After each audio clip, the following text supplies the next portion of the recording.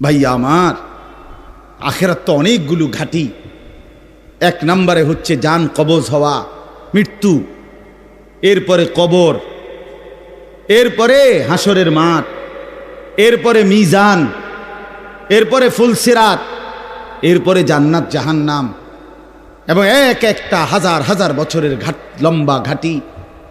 বন্ধু আমার, শুধুমাত্র কসম আল্লাহর, কোনো ব্যক্তি যদি বেঈমান, কাফের, মুশরিক, নাফরমান, পাপী জিন্দিগি নিয়া মৃত্যু পর্যন্ত পৌঁছে, খোদার কসম শুধু মৃত্যুর যন্ত্রণা, শুধু জান কবজের যন্ত্রণা, আল্লাহর কসম এটুকুই সহ্য করার ক্ষমতা তার থাকবে না। এই জান কবজের যন্ত্রণার সামনে তার 60 বছরের দুনিয়া যা ভোগ করছিল, মজা করছিল, 1 সেকেন্ডে ভুলে যাবে। ইমানদার, আমি শুধু এই কথাটাই এখন শুনাইতে চাই। এই তর্জমাটা বললে আমার কথা শেষ। এটাই আমার বক্তব্য। ভাইয়া, কবরে লম্বা সময় থাইকা কি কষ্ট পাইবা? বেনামাজি সন্তান, হারাম উপার্জনকারী বাবারা, বেপর্দা মা বোন, সেটা তো লম্বা বিষয়। হাসরের মাঠ কি পরিমাণ লম্বা, মিজানের পাল্লার সময়টা কি পরিমাণ কঠিন হবে, আমল নামাটা যখন বাম হাতে দেয়া হবে তখন কি পরিমাণ চিৎকার করবে। ফুলসিরাত পার হতে 30,000 বছরের রাস্তা, এই অন্ধকারাচ্ছন্ন রাস্তা কিভাবে পার হবে সে তো পরে লম্বা বিষয়। শুধু জান কবজের সময় মৃত্যুর, যেটাকে বলে রুহু কবজ হওয়া, মৃত্যুবরণ করা, এই কষ্টটাও তো সহ্য হইবে না, এই কষ্টটা তো সহ্য হবে।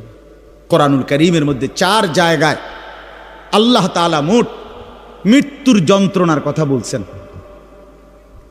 1 নম্বর, ওয়াজাআত সাকরাতুল মাউতি বিল হক যালিকা মা কুনতা মিনহু তাহিদ। রব্বুল আলামিন বলেন, বান্দা শুনে নাও, সত্য সত্যই মৃত্যুর যন্ত্রণা আসবে। সাকরাতুল মাউত বলে এটাকে। মৃত্যুর যন্ত্রণা মানে এই জান কবজের সময়, রুহু কবজের সময়ের যন্ত্রণা, মৃত্যুর সময়ের যন্ত্রণা। কোরআনুল কারীমের মধ্যে আল্লাহ বলেন, ওয়ালাউ তারা ইযিয যালিমুনা ফি গামারাতিল মাউত। আল্লাহ বলেন, শোনো বান্দা, আল্লাহর নবীকে বলেন, বন্ধু আপনি যদি একটা নজর দেখতেন জালেমের মৃত্যু যন্ত্রণা কতটা ভয়ানক হবে। ইযিয যালিমুনা ফি গামারাতিল মাউত ওয়াল মালাইকাতু বাসিতু আইদিহিম। ফেরেশতারা ওই নাফরমান পাপীকে ডাক দিয়ে বলবে, হাত বাড়িয়ে বলবে ফেরেশতারা, আখরিজু আনফুসাকুম, হে অসৎ আত্মার রূহ, এই নাফরমানের শরীর থেকে বের হও। বের হতে চাইবে না, সারা দেহের মধ্যে নাফরমানের রূহ দৌড়াবে। মালাকুল মউত আজরাইল একটা টান দিয়ে যখন রূহটাকে ছিঁড়ে বের করবে, কলিজা থেকে বের করবে, একটা টানে কণ্ঠনালীর কাছে চলে আসবে।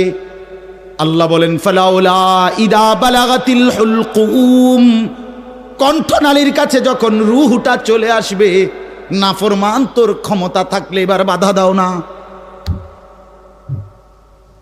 দাও, বাধা দাও, থামাও তোরে। এ না তোমার বন্ধু, এ না তোমার বাপ, থামাও এরে, এ তো মরে যাচ্ছে, তারে ধরে রাখো, ধরে রাখো। পারা যাবে তো? কথা বলেন না কেন? আল ইয়াউমা তুজজাউনা আযাবাল হুন।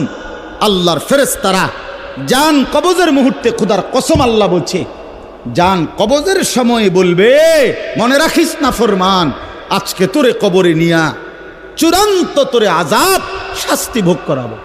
তুই বুঝবি পীড়া কারে কয়। মাস্তানি, মাতবরি, সুদের টাকা, ঘুষের টাকা, বাটপারি, চিটারি, অহংকার, দম্ভ, তুই আয়, আয় না ফরমান, তোরে এখন দেখাবো। আল ইয়াউমা তুজজাউন, আজকে দেখাবো আযাবাল হুন, লাঞ্ছনা কর আযাব। আও,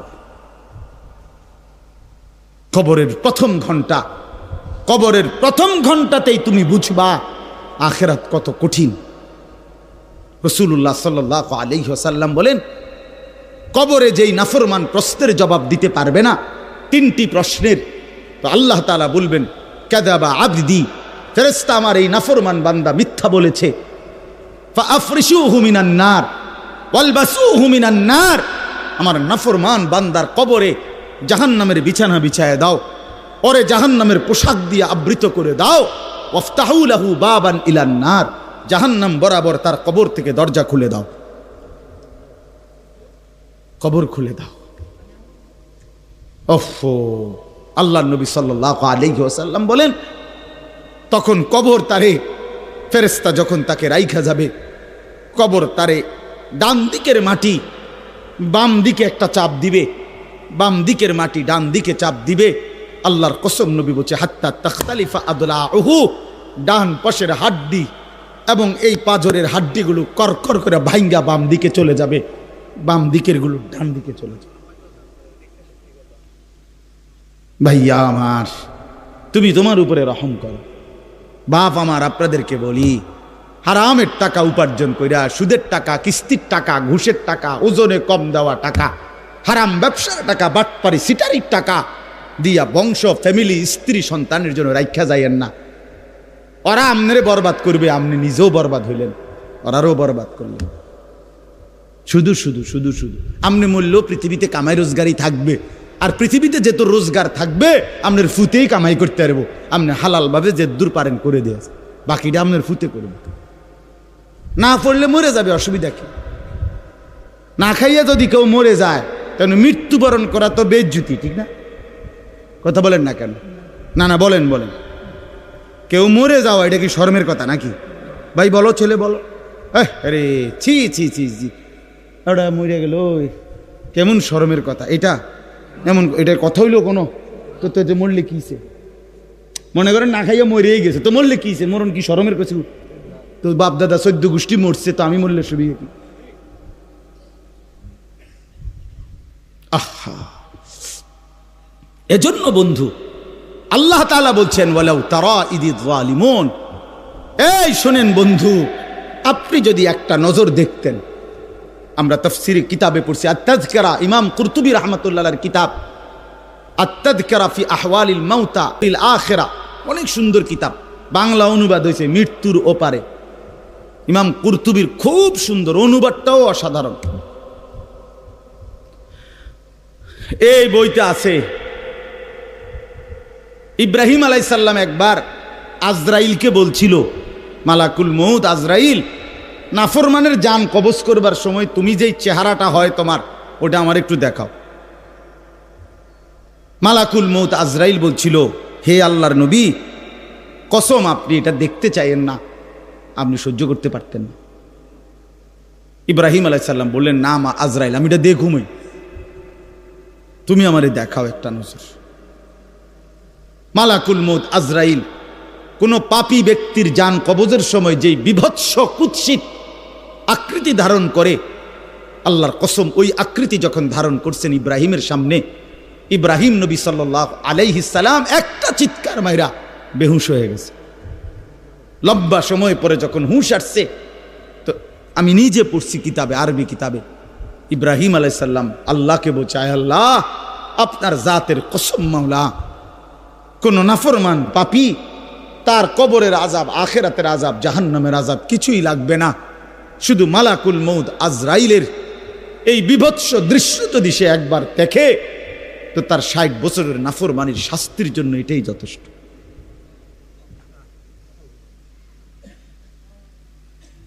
হ্যাঁ, আখরিজু আনফুসাকুম, এখানেও আল্লাহ তাআলা এই কথাটা বলছে, ফালাউলা কাল্লা ইদা বালাগাতিত তারাকিয়া। আল্লাহ তাআলা বলেন, কখনোই না বান্দা, অর্থাৎ কোনোভাবেই থামাইতে পারবে না, ইদা বালাগাতিত তারাকিয়া, প্রাণ যখন, রূহ যখন কলিজা থেকে ছিঁড়ে ফেরেশতা মালাকুল মউত টান মারবে, যখন কণ্ঠনালীতে পৌঁছে যাবে, তখন আর কোনো নাফরমান, কোনো তওবা, কোনো ইস্তিগফার, কোনো চিৎকার, কোনো ঝাড়, কোনো ফুক, কোনো ডাক্তার, কোনো কবিরাজ, কোনো বৈদ্য, কোনো কিছু দিয়েই আর নিজেকে ফেরাইতে পারবে না। ইদা বালাগাতিত তারাকিয়া, যখন কণ্ঠনালীর মধ্যে ফেরেশতা টান দিয়ে বের করে ফেলবে রূহ, কলিজা থেকে, কলব থেকে রূহকে টেনে ধরবে, যখন কণ্ঠনালীতে চলে আসবে, ওয়াকিলা মান রাক, আশপাশের সকলেই তখন বলবে এই ব্যক্তি যে ছটফট করতেছে তারে এখন কোন কবিরাজ দিয়া ঝাড়াবে। সবাই ডাক্তার, কবিরাজ, বৈদ্য, ওজা খুঁজবে, দেখো না কার কে পরিচিত আছে, ডাকো, আরে বাঁচাইবার চেষ্টা করো। অযান্না আন্নাহুল ফিরাক, আল্লাহ বলে কিন্তু ওই ব্যক্তি ঠিকই বুঝে ফেলেছে আজকে তাকে নিশ্চিত এই পৃথিবী থেকে বিচ্ছিন্ন হতে হবে। আত্মীয় স্বজন তারা যদিও ডাক্তার কবিরাজের জন্য চিল্লাচিল্লি করছে, কিন্তু লোকটা নিজেই বুঝে ফেলবে আন্নাহুল ফিরাক, তাকে এখন এই দুনিয়ার মায়া থেকে বিচ্ছিন্ন হইতেই হবে। কারণ মালাকুল মউত তো রূহটা ছিঁড়া ফেলছে, কলিজা থেকে টান দিয়া ফেলছে, আর তো ফেরত যাবে না, আর তো ফেরত যাবে না। ইন্নাল্লাহা ইয়াকবালু তাওবাতাল আবদি মা লাম ইউগারগির, নবী সাল্লাল্লাহু আলাইহি ওয়াসাল্লাম বলেন নিশ্চয়ই আল্লাহ তাআলা বান্দার তওবা কবুল করেন যতক্ষণ পর্যন্ত না মৃত্যুর গড়গড়া শুরু হয়, ওর আগ পর্যন্ত। ফেরেশতা টান দিলে মৃত্যুর যখন গড়গড়া শুরু হয় তখন যদি কোনো বান্দা তওবা করে আল্লাহ তাআলা সেই তওবা কবুল করে না। এবার দম টানে, একেবারে সোজা হইয়া গেছে। এই সময় হুজুর আনছে 200 টাকা দিয়া, হুজুর আব্বারে গুদ্দুর বেহেস্ত বুঝ কইরা দেন, তোবা ভরাইয়া দেন, তোবা। এই সারা জিন্দিগির সিটারি বাটফারির তোবাটা এই 200টা টেহা দিয়া আব্বারে মিল কইরা দেন। হ্যাঁ, বেহেস্ত দিয়া দিব। বেহেস্ত হুজুরের আব্বার সম্পত্তি। হ্যাঁ, কথা বলেন না কেন? বেহেস্ত হুজুরের বাপের সম্পত্তি এটা। তো এটা কি ধরনের তওবা, কিসের তওবা এটা? এই ব্যাটার তো কোনো এহসাসে নাই। আরে বোঝেন নাই আমার কথা? তার তো কোনো অনুভূতিই নাই, হে তো লড়েও না, বুঝেও না, হে তো জানে না কিসের করছে, কি করতেছে। আল্লাহ তাআলা বলছে ওয়াল্লাযীনা ইযা ফাআলু ফাহিশাতান আও যালামু আনফুসাহুম যাকারুল্লাহ ফাস্তাগফারু লিযুনুবিহিম। আল্লাহ বলছে আমার বান্দা যত বড় নাফরমানি করুক, করতে করতে যদি বড় থেকে বড় জুলুমও করে, কিন্তু তৎক্ষণাৎ যদি আমি আল্লাহকে স্মরণ করে আর আমার কাছে 2 হাত তুলে মাফ চায়, পিছনের গুনাহ যদি ছেড়ে দেয় আর করবে না যদি ওয়াদা দেয়, খোদার কসম কোরআনে আছে, আল্লাহ বলেন বান্দা আমি পুরাপুরি 100% মাগফিরাত দিয়ে দেব, পুরা মাফ। উলাইকা জাযাউহুম মাগফিরাতুম মির রাব্বিহিম। যখন তোমার বুঝ ছিল তখনই তুমি তওবা করছিলা, ঠিক আছে, কিন্তু যখন মৃত্যুর যন্ত্রণা শুরু হয়ে যায় তখন আর তওবা কবুল হয় না। ওয়ালাইসাতিত তাওবাতু লিল্লাযীনা ইয়ামালুনাস সাইয়্যাত হাত্তা ইযা জাআ আহাদাহুমুল মাউতু ক্বালা ইন্নী তুবতুল আন। এই যে কোরআন শরীফের আয়াত, আল্লাহ বলেন ওই ব্যক্তির তওবা নয়, পুরা জিন্দেগি নাফরমানি করেছিল, অতঃপর যখন মৃত্যুর সময় আসলো, আজরাইল উপস্থিত হলো, এখন বলতেছে আমি আল্লাহ এখন তওবা করলাম। আল্লাহ বলে না বান্দা, এমন তওবা হবে না। তাইলে তওবা করবেন কখন? এখন। কখন বাবা? এখন। আজ দিমাগ আছে যখন, আকল আছে যখন, বুঝ আছে যখন। আল্লাহ আমাদেরকে বুঝার তৌফিক দান করেন। ওয়ালতাফাতিস সাকু বিসাক, আল্লাহ বলেন নাফরমান তখন ভয়ে আর আতঙ্কে মালাকুল মউত তাকে টেনে বের করছে। আজরাইল এসে সামনে দাঁড়ানোর সাথে সাথে নাফরমান এই পরিমাণ ভয় পেয়ে গেছে। ওয়ালতাফাতিস সাকু বিসাক, 2টা পায়ের গোসা, মানে পায়ের গোসা বোঝেন না, গোড়ালি নিচের অংশ আর কি, জুতা পরি আমরা যেটা, এই গোসা আল্লাহ বলেন এক গোসার সাথে আরেক গোসা, মানে 2 পাও এইভাবে মিল্লা গেছে, এটা যে একটু নড়াবে একটু একটার উপর একটা উঠাবে অথবা কদ্দুস সরাবে, ভয়ে আতঙ্কে আল্লাহ বলেন নাফরমান, এটাও ভুলে যাও। পাউটা নাড়াবার ক্ষমতাও হবে না। ইলা রাব্বিকা ইয়াউমা ইদিনিল মাসাক। আল্লাহ তাআলা বলেন এই অবস্থাতেই আমি আল্লাহর কাছে ফিরতে হবে, ফিরতে হবে। মৃত্যুর ভীষণ বড় যন্ত্রণা হবে। অর্থাৎ এখানে ফেরেশতা প্রথম তো টান দিবে, ফুলের মতো ছিঁড়া ফেলবে। ফুল যেভাবে গাছ থেকে ছিঁড়ে ফেলে, কলিজা থেকে রুহ তো ছিঁড়ে ফেলবে, কণ্ঠনালীর কাছে আটকায়া যাবে। তখন সে বারবার চেষ্টা করবে নিজের রুহ ফেরত নিতে, কিন্তু ফেরত নিতে পারবে না। আল্লাহ তাআলা বলেন মৃত্যুর মারাত্মক সাকরাতুল মউত তখন শুরু হবে, ভীষণ যন্ত্রণায় শরীর পাওটাও নাড়াইতে পারবে না। এই অবস্থাতেই, এই জোরাজুরি টানাটানি অবস্থার মধ্যেই তাকে আল্লাহর কাছে ফিরতে হবে।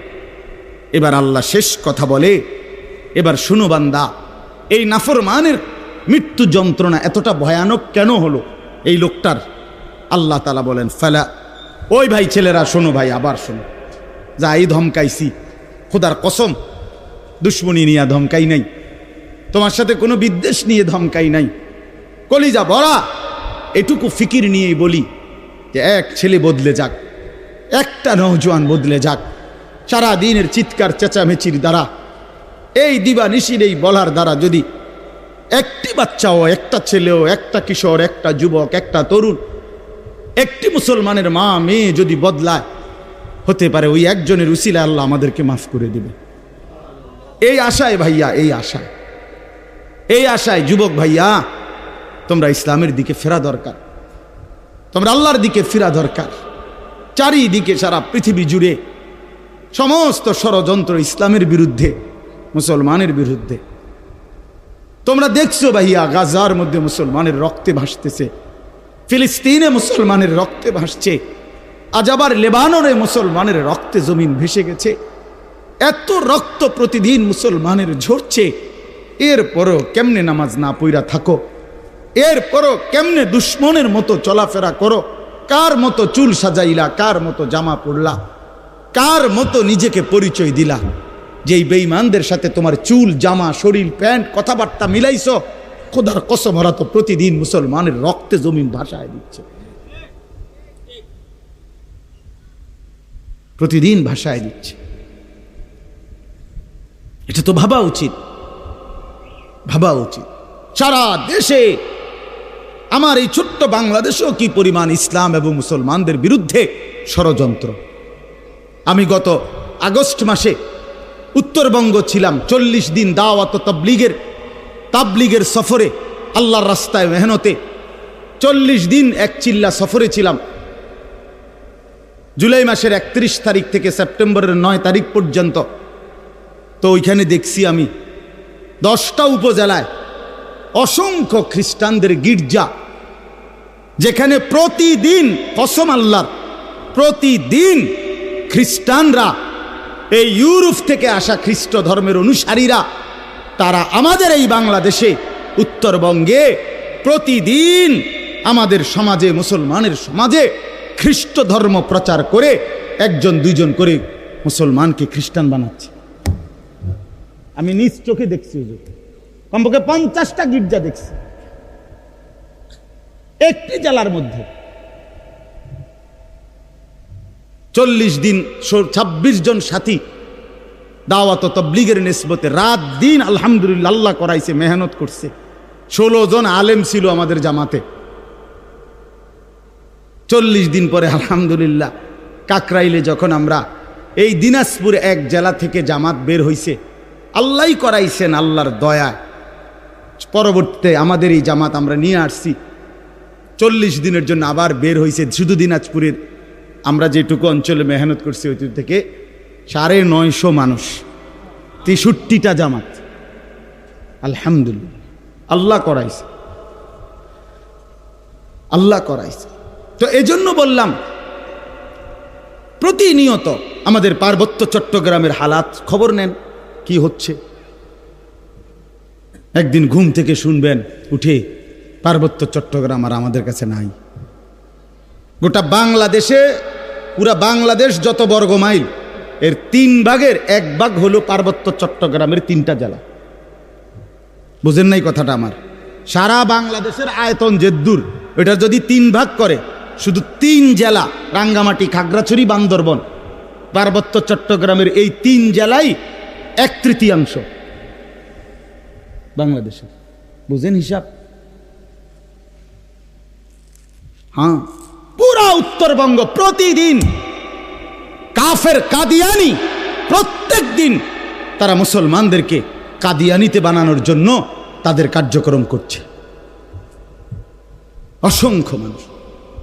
অথচ সারা পৃথিবীর মুসলমানের কাছে, ওলামায়ে কেরামের কাছে, সারা পৃথিবীর মুসলমানের কাছে একথা স্পষ্ট, অকাট্য যে কাদিয়ানিরা 100 কাফের, 100 কাফের, 100 কাফের, 100% কাফের। কাদিয়ানি একটি ভিন্ন ধর্ম, ইসলাম একটি ভিন্ন ধর্ম। ইসলাম এবং কাদিয়ানিয়াত এক ধর্ম হইতে পারে না, এক ধর্ম হইতে পারে। প্রকাশ্য কাফের, প্রকাশ্য কাফের। জানো না মিয়া, এই বেঈমানরা নিজেদেরকে আহমদিয়া মুসলিম বলে। কিসের আহমদিয়া মুসলিম? কি বেটা, মুসলমান তো মুসলমান। কোরআনে আল্লাহ বলছেন হুয়া সাম্মাকুমুল মুসলিমিন। আল্লাহ তাআলা বলছে তোমাদের নাম তোমাদের পিতা ইব্রাহিম রেখেছেন মুসলমান। আবার আহমদিয়া মুসলমান কিতা? আলগা শব্দ লাগালে কেন? মুসলমান তো মুসলমানই, এটার লগে আবার আলগা টাইটেল লাগানোর কি দরকার আছে? সাদা মুসলমান, কালা মুসলমান, হ্যাঁ চিটেঙ্গা মুসলমান, কিতা? এটা কোনো দরকার আসেনি? আপনি বলেন না, মুসলমান তো মুসলমান। ওয়ামান আহসানু কাওলাম মিম্মান দা ইলাল্লাহ ওয়া আমিলা সালিহান ওয়া ক্বালা ইন্নানি মিনাল মুসলিমিন। এই যে আল্লাহ বলছে সর্বোত্তম মানুষ, সর্বশ্রেষ্ঠ মানুষ হলো 3 ব্যক্তি। 1 নম্বরে যে মানুষকে আল্লাহর দিকে ডাকে, 2 নম্বরে যে যাবতীয় নেক আমল করে, 3 নম্বরে সর্বদাই যে নিজেকে মুসলমান পরিচয় দেয়। কি পরিচয় দেয়? আমি মুসলমান, নাকি আমি ঢাকাইয়া মুসলমান, আমি মুসলমান, খাস খালাস। আল্লাহ আমাদেরকে মাফ করে দেন। আমার ভাই, আমার ছেলেরা, আমার নওজোয়ানরা ফেরা দরকার। ইসলামের জন্য জান বাজি না রাখলে, আল্লাহর দ্বীনের জন্য আমরা ফিকির না করলে, নিজের ঈমান, নিজের ইসলাম, নিজের আমল, নিজের আখলাক সুন্দর না করলে ভাইয়া পারতা না। স্লোগান দেওয়া আর জীবন দেওয়া এক কথা না। স্লোগান দেওয়া সহজ ভাইয়া, তো দুশ্মনের মোকাবেলায় দাঁড়ানো কঠিন, কঠিন। এজন্য ভাই, নিজের কলিজার ভিতরে যদি ঈমান না থাকে, আখিরাতের ফিকির না থাকে, কপালে যদি সেজদা না থাকে, তুমি কাফেরের মোকাবেলায় দাঁড়াইতে পারতা না, মাহাদির পক্ষে থাকতে পারতা না, দাজ্জালের বিরুদ্ধে লড়তে পারতা না। আল্লাহ আমাদের প্রত্যেকটা যুবককে মাহাদির সৈনিক বানিয়ে দেন। শেষ কথা হলো, এটাই বলতেছিলাম, কেন মৃত্যু যন্ত্রণা হবে, জান কবজের কষ্ট হবে কার? আল্লাহ বলেন কেন? এই ফালা সাদ্দাকা ওয়ালা সাল্লা। আল্লাহ বলেন কারণ হলো সে আমি আল্লাহর কথায় বিশ্বাস করে নাই, আমি আল্লাহর উপরে বিশ্বাস করে নাই, এবং ওয়ালা সাল্লা 5 ওয়াক্ত নামাজ আদায় করে নাই। এজন্য ভাইয়া, যার ঈমান নাই তার মৃত্যু যন্ত্রণা হবে, যার নামাজ নাই আল্লাহ বলছে সে ভীষণ কষ্ট পাবে মৃত্যুর সময়। আর বাকিটা তো আছে, ওয়ালাকিন কাযযাবা ওয়া তাওয়াল্লা, বরং সে আমি আল্লাহর উপরে মিথ্যা আরোপ করেছে, ঈমান আনে নাই। ওয়া তাওয়াল্লা, আমার প্রতিটা হুকুম থেকে মুখ ফিরাইয়া নিছে।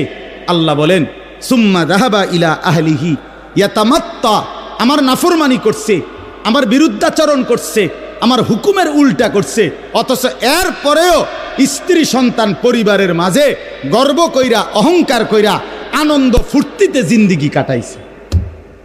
সিটারি, বাটপারি, অন্যায়, দুর্নীতি, অনিয়ম, নামাজ নাই, বন্দিগি নাই, হালাল হারামের পার্থক্য নাই, এরপরেও ঘর সংসার বউ বাচ্চার মধ্যে এভাবে চলছে, মনে হয় যেন কোনো টেনশনই নাই। আল্লাহ বলেন এই অহংকারী, এই গাদ্দারির কারণে মালাকুল মউত আজরাইল যখন রুহু কবজ করবে তখন কলিজা থেকে রুহুটা ছিঁড়া ভিড়া এরপরে কবজ করবে। আল্লাহ আমাদেরকে মাফ করে দেন।